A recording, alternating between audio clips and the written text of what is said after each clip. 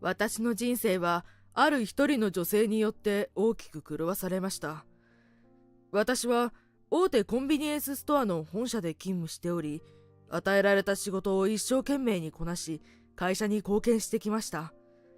そんな頑張りが認められたからか、私は社長から直々に辞令が下り、商品開発戦略部のリーダーに抜擢されたのです。私は責任という重圧もありましたが、会社に自分の仕事ぶりを評価されたこと、また大役を任されたことを嬉しく思い、いただいたお話を快諾しました。こうして私は戦略部のチームリーダーとして3人の部下を任されたのです。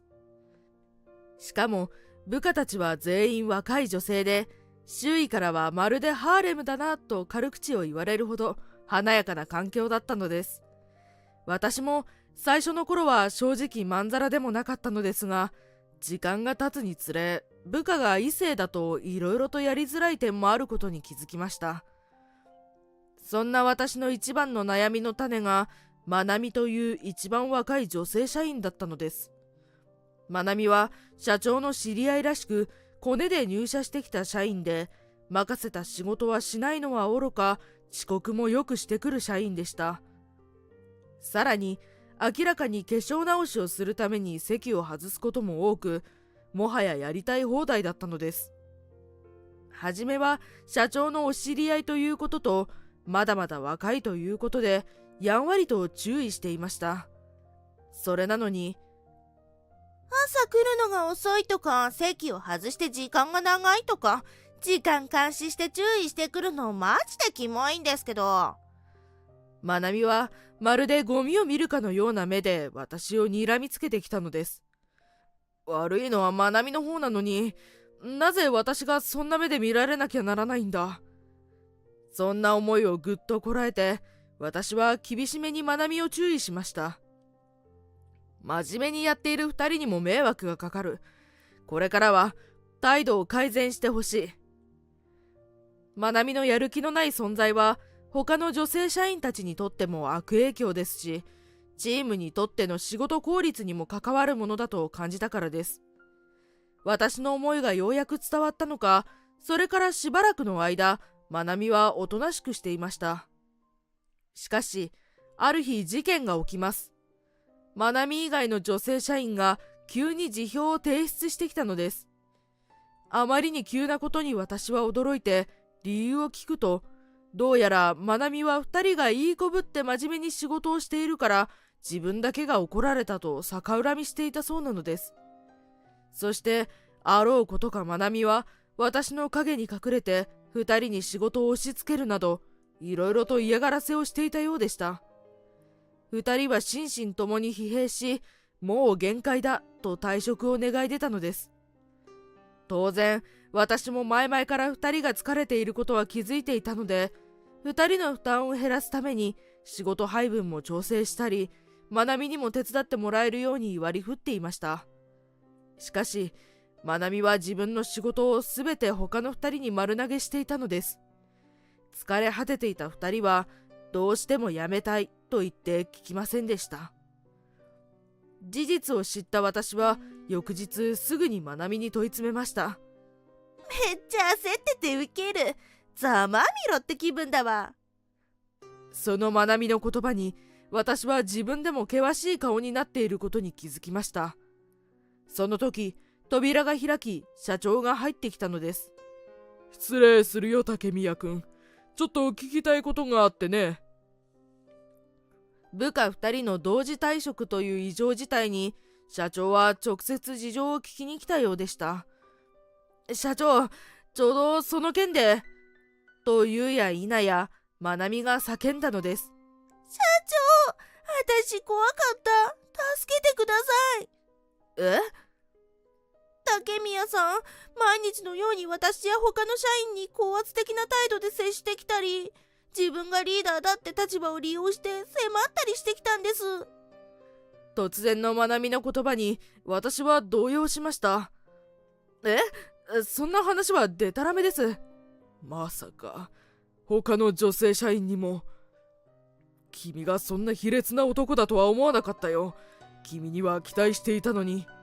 だからそれはまなみさんの嘘で。だったらこの状況をどう説明するんだ。そう言って社長が目を向けた方向を見ると、いつの間にかまなみの襟元が強引にはだけたようになっていたのです。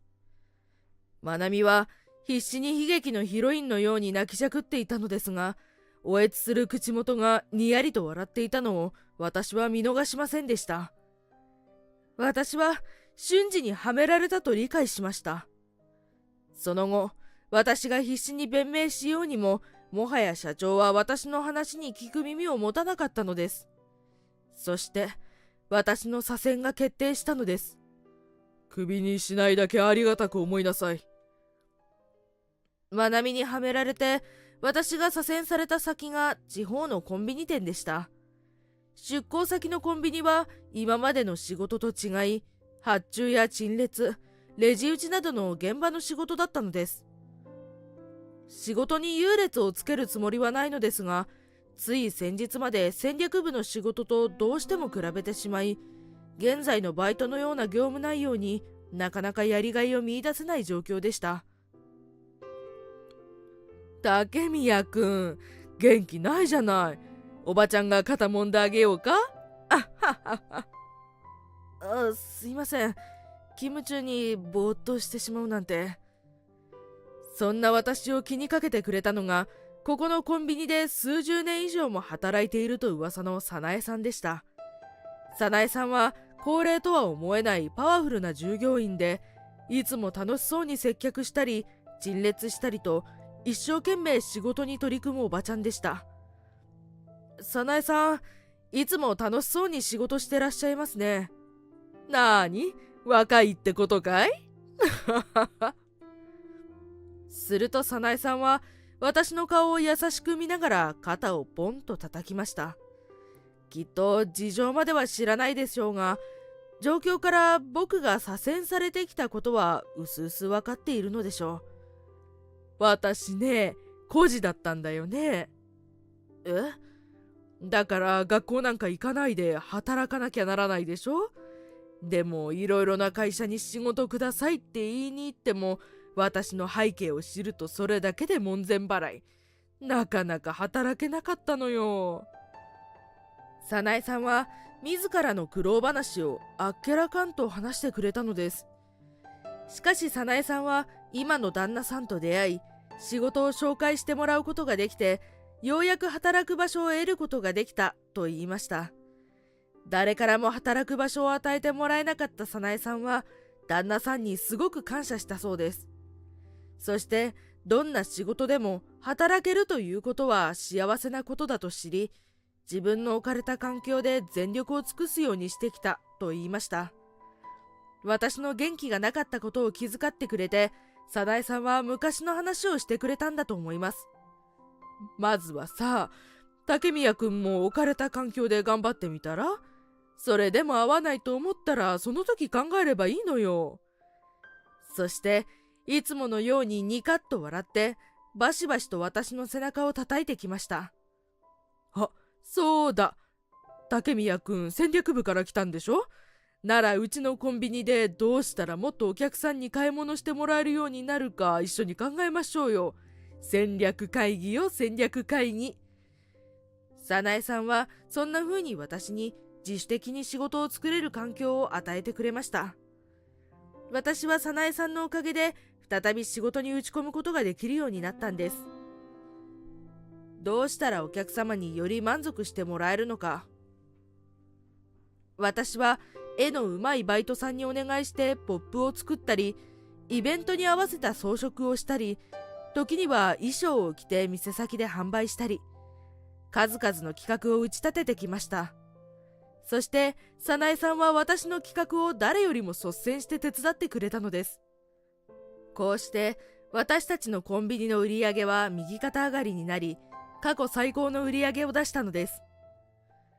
それから数ヶ月が経った頃でした。なんと売り上げの上がったうちのコンビニに社長自らが現場視察に来ることになったのです。そして当日、私は社長と久しぶりの対面を果たしました。竹宮くんか。また問題を起こしていないだろうな。社長、聞いてくだ。私は改めてあの時のことを弁明しようと思った瞬間、驚いたことに社長の横から甘ったるい声がしてきたのです。竹宮さんじゃないですか。辺境の地に左遷されたのにまだいたんですね。久しぶりに会ったにもかかわらず、私は声の主が誰だか瞬時に分かりました。そう、まなみだったのです。今は私が戦略部リーダーになったんですよ。相変わらずまなみは私に憎たらしく接してきました。私は売り言葉に買い言葉のように、サボってばかりのお前が出世するのか、少しはきちんと自分で仕事するようになったのかと、つい口が滑ってしまったのです。まなみは顔を真っ赤にして怒った表情を見せました。この反応を見ると、相変わらず周りを利用して自分だけ美味しい汁をすすっているのでしょう。しかし、社長、竹宮さんひどいです。私はいつもちゃんと仕事をしてるのに。とまなみが泣きそうになりながら訴えると、社長もまなみをかばうように、君はどうして降格になったか全く反省しとらんようだな。クビになりたいのかと言ったのです。社長の言葉にそこまで私の信頼は失墜していたのだと悲しい気持ちになりました。その時です。黙って聞いていたら、ずいぶん偉い物言いだね、あんた。私たちは全員声の方を見ました。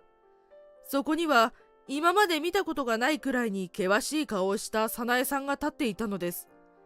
早苗さんは相手を社長と知らないからなのか、ずかずかとすごい剣幕で社長に迫っていました。私のために怒ってくれる早苗さんが嬉しかった反面、このままでは早苗さんまでクビになってしまうのではないかと心配するくらいでした。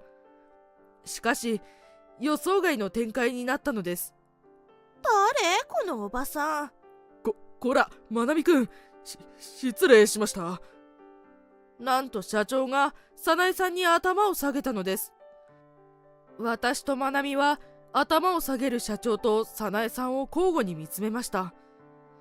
こう言ってはなんですが、傍から見たらどう見てもスーツを着ている役員と町のおばちゃんという感じなのですが、どうやらしばらく会わない間に初心を忘れちまったみたいだね。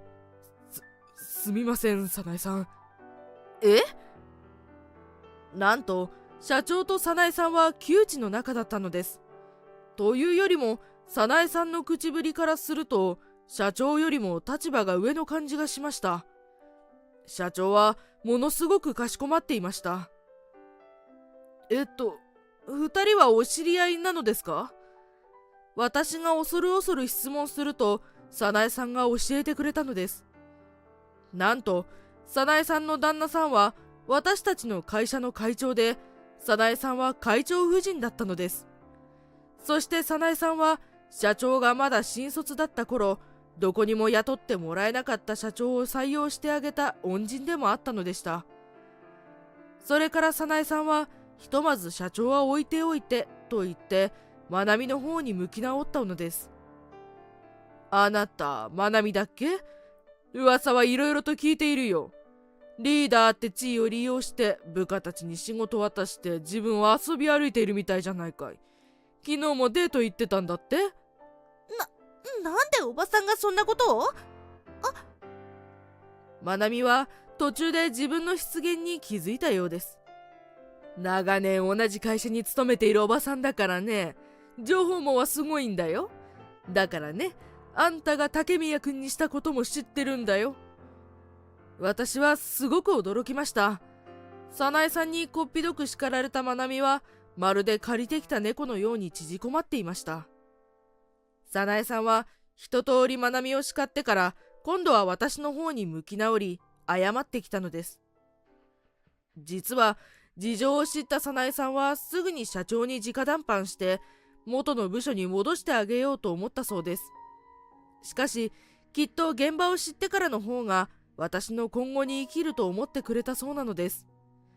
早苗さんは最後に改めて社長の名前を呼びました。社長はまなみの本性を知って非常に狼狽した様子でした。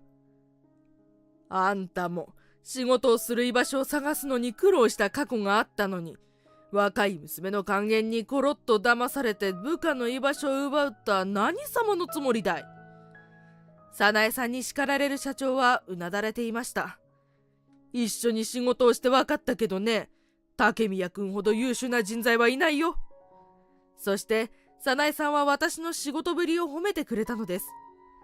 早苗さんに間違っていたことに気づかされた社長は改めて私の方を見ました。竹宮君、私が悪かった。あの時君の話をもっときちんと聞いていたら、私自身とまなみ君には叱るべき処罰を与えるつもりだ。